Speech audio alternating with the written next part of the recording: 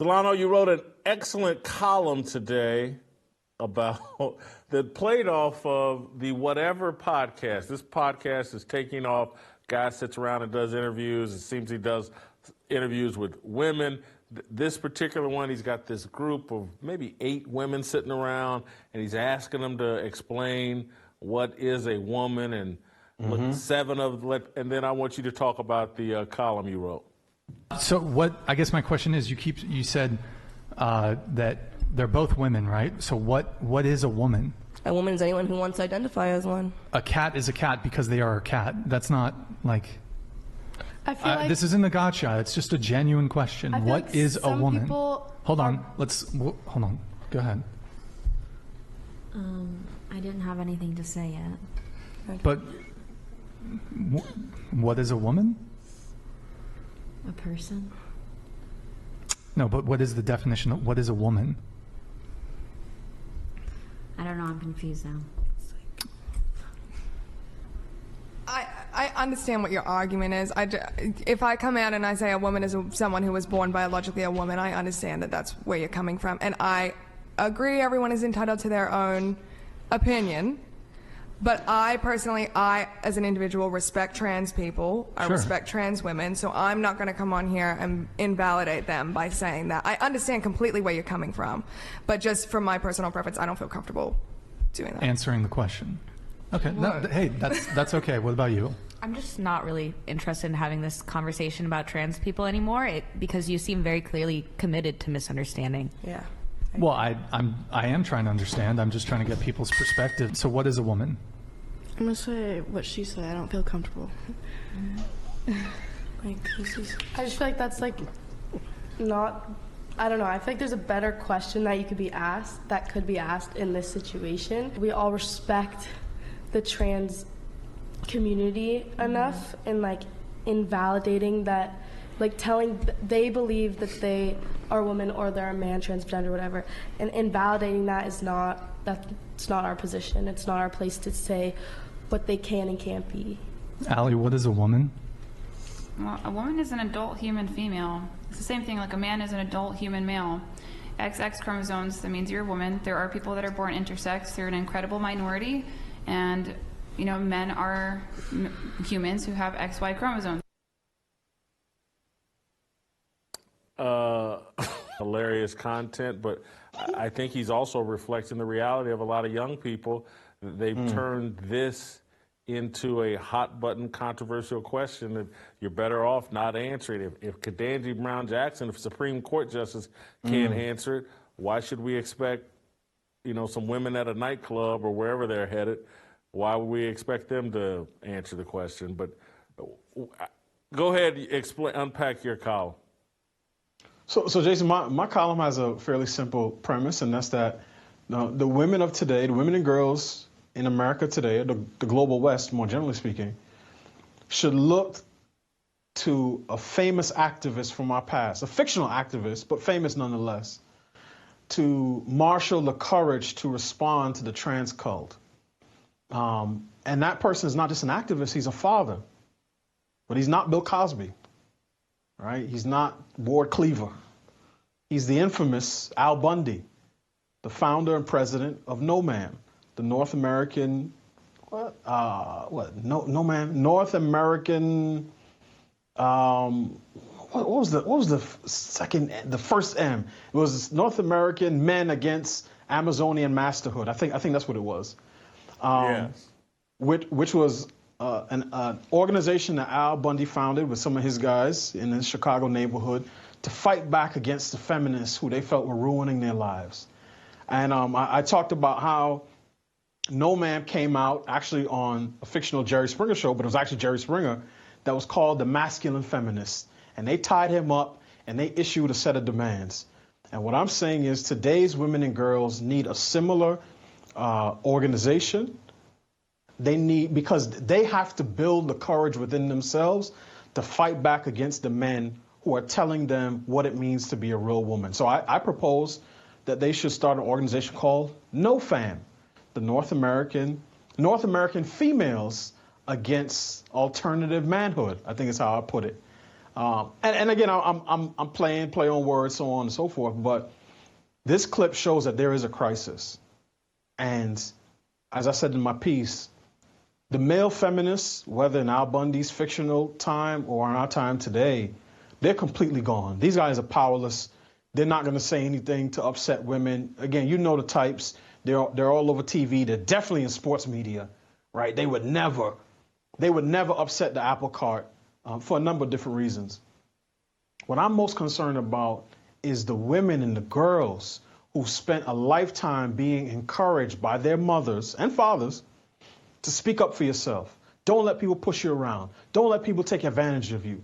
You're a girl boss. You can do it. You can be anything you want to be.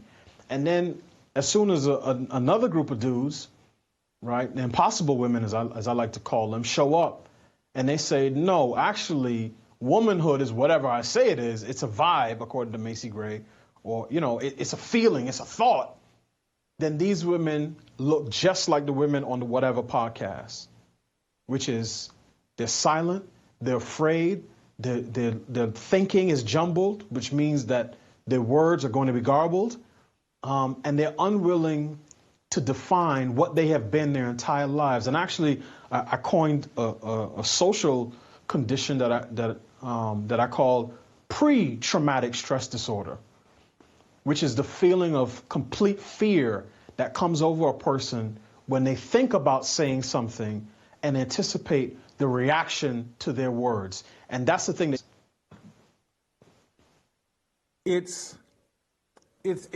and I referenced Ketanji Brown Jackson, Supreme Court nominee, nominated by, or justice now, nominated by Joe Biden.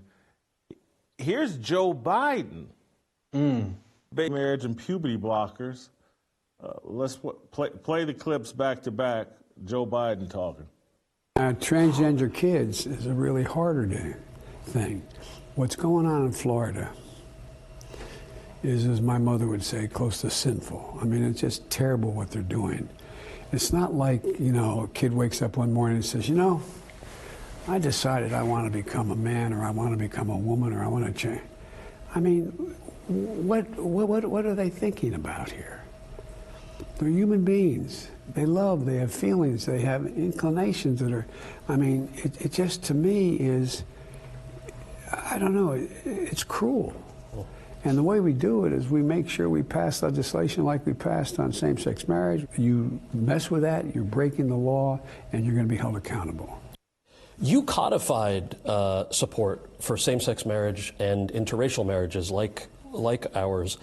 I'm curious what your evolution was like on marriage equality and what the federal government might be able to do to protect LGBTQ Americans, especially trans kids who are dealing with all these regressive state laws that are popping up right now. I can remember exactly where my epiphany was. Okay. I hadn't thought much about it, to tell you the truth, and I was a senior in high school, and my dad was dropping me off. I remember about to get out of the car, and I looked to my right, and two well-dressed men in suits kissed each other. I mean, they gave each other a kiss. And then one looked like he was heading to the DuPont building, and one looked like he headed to the Hercules Corporation building. And I'll never forget, I turned and looked at my dad. He said, Joey, it's simple. They love each other. It's simple. No, I'm not joking. It's simple. They love each other. And it's never been, it's never been, it's just that simple. What is the problem? So listen to your auntie and your uncle. Get married. Do it now. Joe Biden is 80 years old, I believe. And so he's 70, 60 years ago. His dad is it's simple. They're just in love. I'm 55.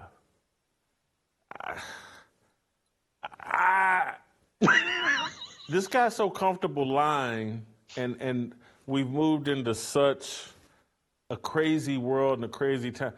Joe Biden in high school, a high school senior at 18 years old, was now, we got video of Joe Biden in his 40s and 50s where he's not on board with gay marriage, But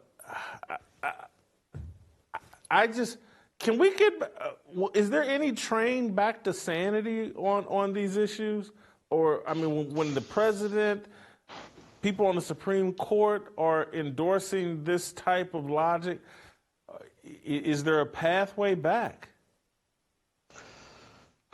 There is. I think it's going to take a combination of spiritual reformation. I think it's going to take some really high profile cases of just complete abuse and inhumanity when people get to see what this human experimentation actually looks like. I think it's going to take some new voices in the culture. I think it's going to take some measure of missionary work from, ironically enough, Africa, from the Middle East, from professing Christians in the quote-unquote third world who are still holding the line and telling the West, if Kenya has to solemnize sodomy in order to get funding from the West, you all can keep your rainbow money. Because that's how they get down in that part of the world.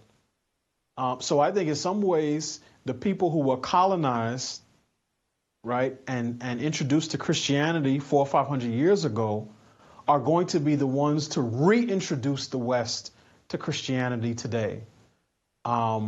Because this train has completely gone off the tracks. To your point, I don't believe Joe Biden one bit. And as you said, as an older man, he definitely wasn't for same-sex marriage. So I definitely don't think that he was saying to his dad, in the 1950s or early 60s, oh yeah, this is a real, this is so progressive. And I doubt two men would have done that in rural Delaware or suburban Delaware at that point. But this goes to one thing, Jason, and that clip answers to me the million-dollar question I had when Joe Biden ran, which was at the height of the Democratic Party talking about how much it favors diversity, equity, inclusion. How could they pick this old white guy, which is exactly the type of person that they say they don't like? And now I get it. Joe Biden is a husk. He is an empty shell. All of these ideas that you hear have been implanted in him by much, much younger, much, much more partisan ideological aides. And the other thing is, he has from his perspective, benefit of doing this stuff, partly because he's not going to be around in 30 years. So he gets to plant and he gets to water, but he'll never have to reap. And to the extent that his family reaps, well, they already have their own set of issues in the Biden family that we don't need to get into. So it's all upside for him. So he allows his historic staff of people of color and LGBT people to put ideas in his head that he dutifully repeats and gets to say, oh no, I'm a picture of progress. I'm even more progressive than Obama. Obama was president when we legalized same-sex marriage. I'm going to be president where we legalize, sterilization and mutilation for kids in the name of LGBT. So it's sad, but when you see the people at the highest positions in this country, in government, in media, in business, affirming all that God says should not be affirmed, you should understand where we are and where we're going as a culture. So I think it's going to take a miracle at this point to pull this stuff out of the culture, because the garden has been infested with weeds. And I'm not sure that, again, absent that type of spiritual reformation, that there's enough weed be gone to go around. Thank you, D. Thank you, Jason. Make sure you guys hit the likes and subscribe and notification. This video needs 2,000 likes. 2,000 likes. You can do it right now. Let's fight the algorithm together. We'll see you next time.